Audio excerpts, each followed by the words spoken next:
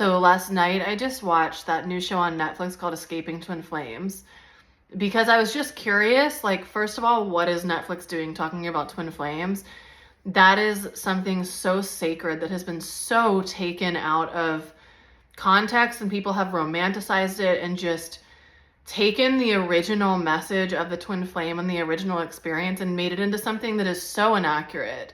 And I have videos on my YouTube channel about the true meaning of twin flames, and I recommend that you watch them. I have one called Why You Shouldn't Look for Your Twin Flame, which if you watched Escaping Twin Flames, like, that is in direct correlation. Why you never want to look for your twin flame. That's a horrible idea. And another about what I wish that I knew when I did meet my twin flame. And they're both really informative. They are truthful. They are going to teach you a lot about what twin flames actually are as compared to the misled information we've been told about them on a larger commercial level, which is why I was like, what is Netflix doing talking about twin flames? I need to like see what they're saying. Turns out twin flames really shouldn't even be mentioned in the title, because it's not about that. It's about a company essentially that is taking advantage and acting as scam artists, con artists, to vulnerable people. And people who want to find their twin flame are very vulnerable. And it's really just about that. And this expose could have been done on tons of people in the life coaching industry. Melanie Ann Layer, for one, she's gotten a lot of shit from a lot of people for very similar tactics. So it really doesn't have anything to do with twin flames. But it's interesting because I think that, for some of you, this will be like, Allie, you're looking too hard. But for others who understand like systematic ways of corrupting certain information, this might land for you. So we just had 11/11. 11/11 is always known as like the union portal.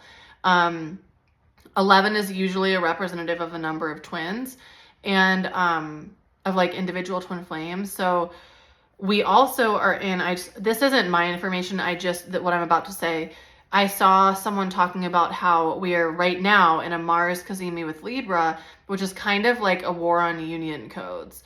And basically what people say, and I also believe this, that we are so much more powerful when we are actually in unions with our divine counterparts. Because for me, for example, I'm doing my soul work 100%. I am showing up for my mission in the world. I am doing what I came here to do.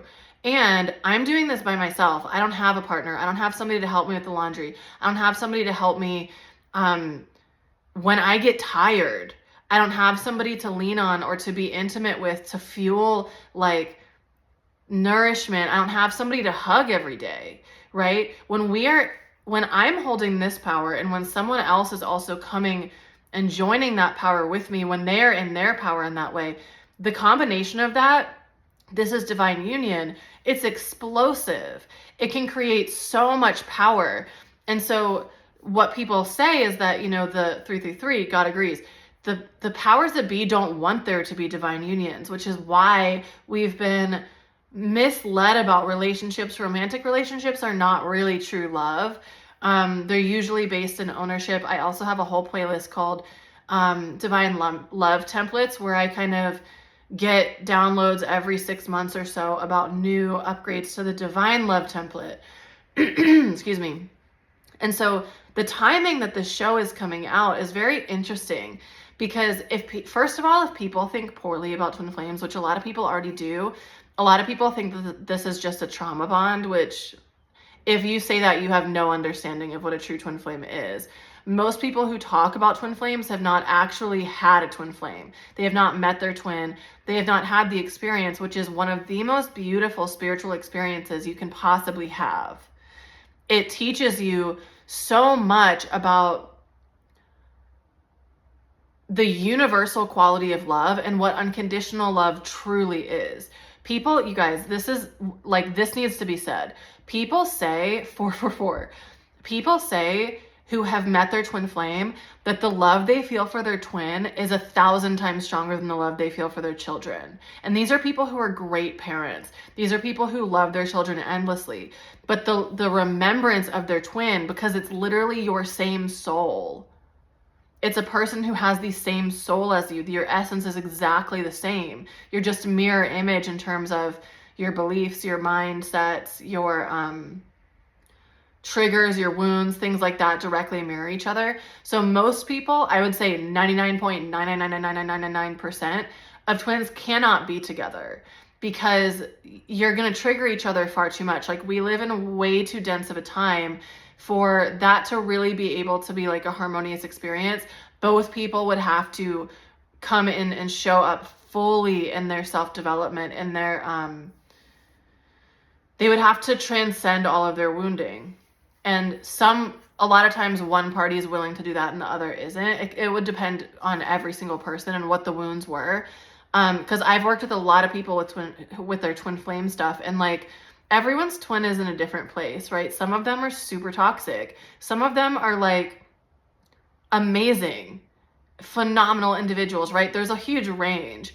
So my point is, it's interesting when we think about the timing that this show is being released, and the potential impact that that has on the collective when they see like, okay, this company is using twin flames. Like, I think that people are gonna correlate the subject of twin flames with that corruption. Like, that's not a real thing. And I think that that's dangerous on a consciousness level, because if there is a war against divine union, if there's a purposeful effort to keep people in toxic relationships, to keep people cycling in bad habits or daydreaming about the one, that sort of thing that Disney has taught us, like, we can't stand in our fullest power against the powers that be, right? There's a reason why they wouldn't want us to be embodying that. So anyway, I just think that it's really interesting, the timing that it's coming out, and like deeper questions that we can ask about it. And also, the other thing I just want to say about this show is like, the people in this show, the spiritual couple, it's about a spiritual couple who basically completely misuses their power. They're essentially a cult. And they brainwash all of their students to think that they need them, and they take a lot of their money, that sort of thing. Like, they work for them and they take a large percent of their earnings, and they threaten them and all sorts of things. And it's horrible. They're doing horrible things. But also, we as humans have to have discernment, right? When I was watching the show, I saw a lot of like blaming, and of course, cults are brainwashing the people in them, right? So there's an element of psychological abuse. I also just did a video, I just filmed a video about narcissists and how they are working with psychological abuse. So you can watch that if you want to on my YouTube channel. But they're psychologically abusing these people. So there's no, I'm not shaming them in any capacity. And some of the things, it's like, we have to have more discernment in the beginning stages before you get psychologically brainwashed and all this sort of stuff. We have to have discernment about how much power we allow other people to have. This is why we do the work of reclaiming our power. This is why we do the work of gaining a strong sense of self, so that other people can't take our power so easily. I mean, these people in the show, like, literally were telling people, it's like if someone told me, you are the divine masculine. This is literally what they were doing to people. If someone told me, you are the divine masculine, you need to transition. They were having people do this, and people were getting surgeries and taking testosterone and shit. And it's like, you guys, there has to be a point that you're like, I know I am a woman. Like, some of it, I was just like, I don't know. Like, what's the line of, like, that's your, like, at that point, I don't know. It's just, like, where's your discernment, you know?